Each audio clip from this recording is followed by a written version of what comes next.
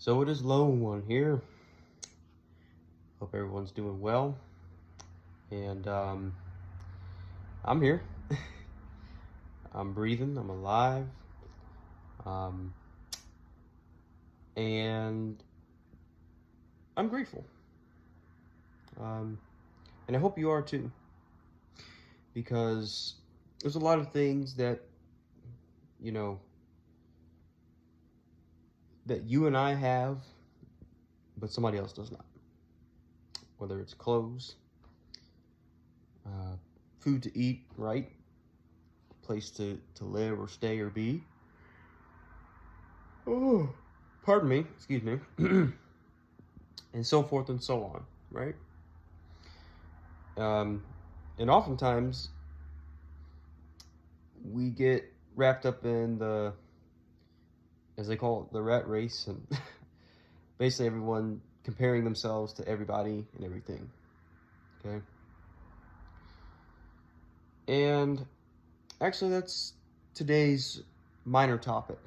Well, it's major, but when I say minor, I mean I'm not gonna make a very long video about it.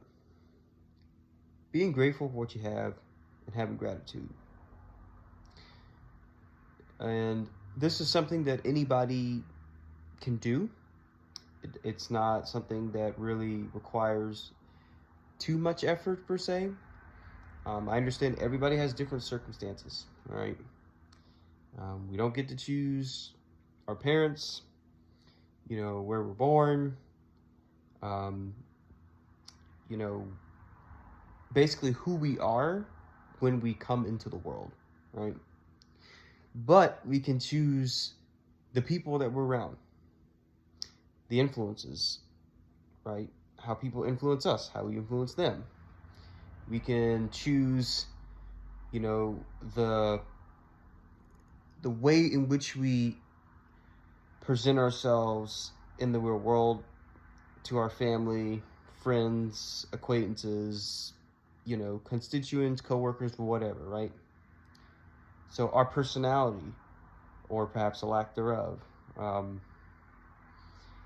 And naturally, as human beings, we're social, but also we're social to a degree. People like their space, right? People like their alone time, to recoup, to gather their thoughts, and to maybe even have a divine moment or enlightening or whatever that may be. But what's interesting is when you're first born, your mother, and or your father, they give you all this love and attention, and you're brought into the world, and you experience this affectionate, intimate moment or moments with your family, or your parents, or whoever's there that gives you the most affection at the time. But I think growing up, for a lot of us, we usually have one person in our family, maybe two or three, that we really connect with, and we grow this strong bond to where